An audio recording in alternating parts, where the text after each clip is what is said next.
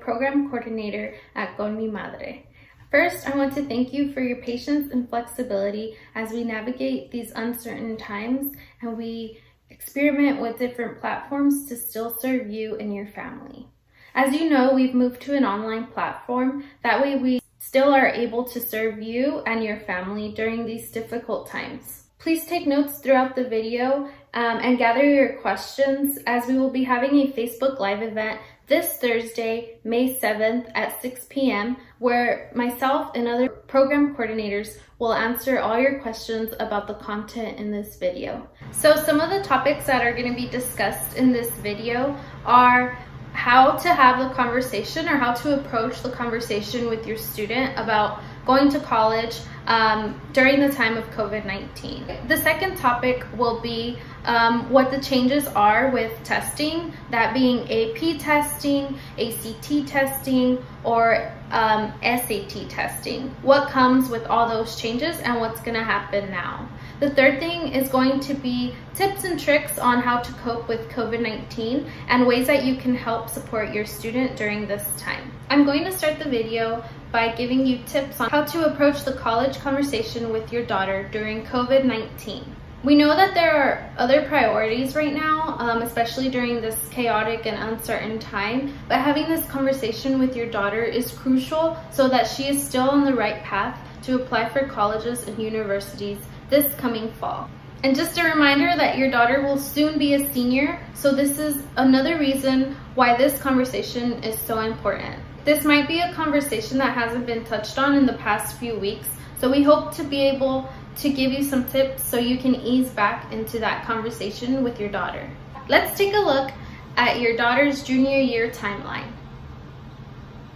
Some of the things that your student could be doing at this time are looking through the universities your student is interested in and going through important dates such as when the application opens, what college entrance exams are needed, and what is needed to complete the application. Another thing is that your student should start gathering those financial documents to fill out the FAFSA or TASFA later this year. It's not too late to begin looking at the school's costs of attendance. Yep, it's getting that real for you.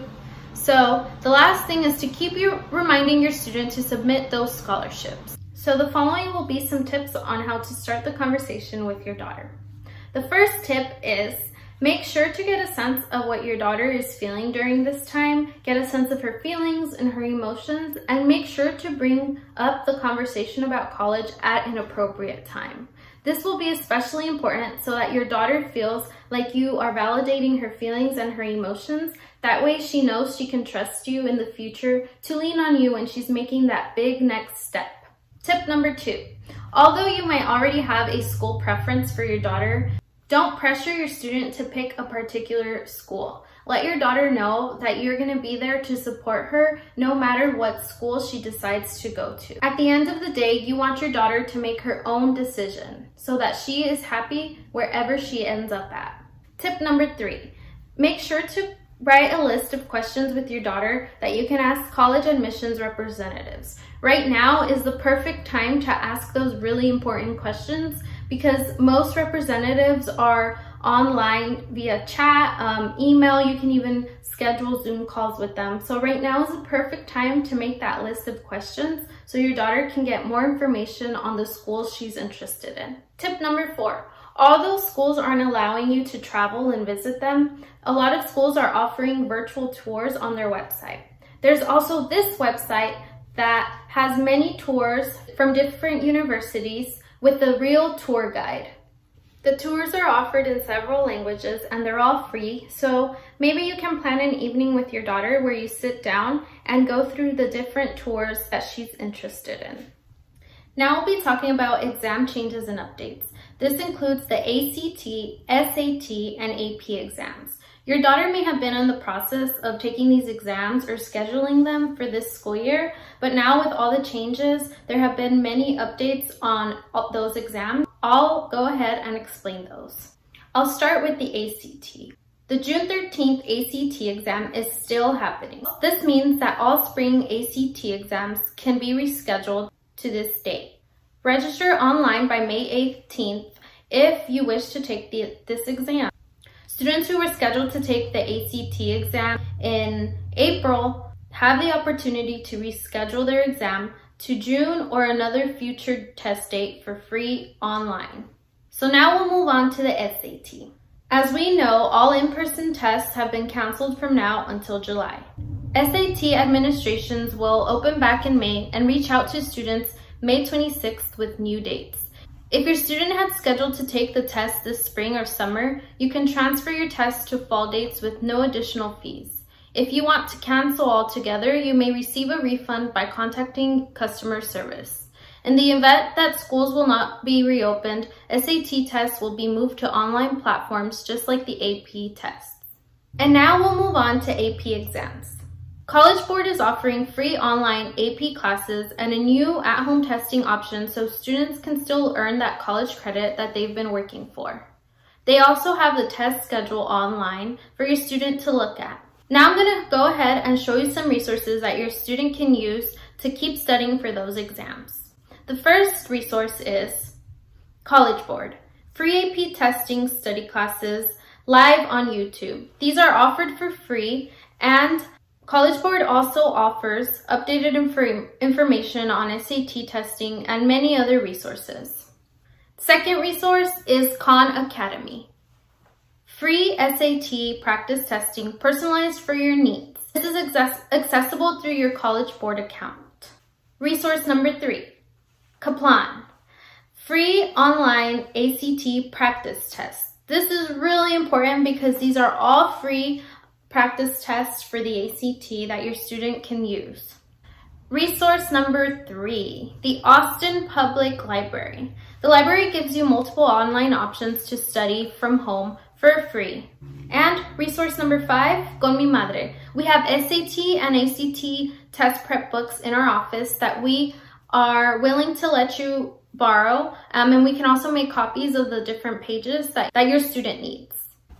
I will be sending along links and different PDF files with all these resources on there and more information. Now I'll move on to talk about grades and how that's going to work this semester.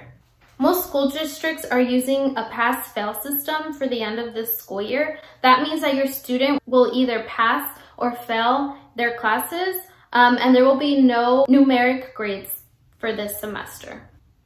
Your student's rank will be calculated using last semester's grades. Make sure to continue checking your school's website because every school district is calculating those grades a little bit different.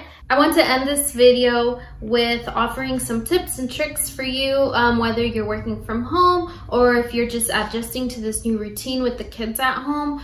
The first tip is that I want you to know that you are not alone. This isn't the time to try to be the perfect parent, so it's okay if you're letting people sleep in the house, if you're not getting all the dishes washed. It's okay to take out food occasionally. It's okay if you're allowing your kids to have more screen time. You're currently living through a pandemic, so I know that the #1 thing right now is to keep your family safe at home. Tip number 2, it's important to set boundaries at home. Boundaries do not mean that you're a bad parent. Boundaries mean that you're trying to take care of yourself so you can remain calm and present with your family. This might be a little more difficult to do with little ones. If you do have little ones in the house, you can maybe have some quiet time scheduled throughout your day where they color and paint and you can have some relaxing music in the background. With your older kiddos, it's okay to still schedule that alone time throughout your day and throughout their day so you all have space in the house to be alone. Tip number 3, if you're feeling overwhelmed or frustrated, know that it's okay to take breaks. Go for a walk, even sit down, color and draw. It's okay for adults to do that still. Be aware of your feelings and emotions and know that it's okay to be feeling that way. As I mentioned at the beginning of the video, thank you for your patience and flexibility as we navigate different platforms so that we can still support you and your family. Please reach out if you have any questions and concerns, and don't forget to write down those questions because we will be live on Facebook this Thursday, May 7th at 6 p.m. to answer those questions and any concerns that you might have. Thank you and stay safe out there. Bye!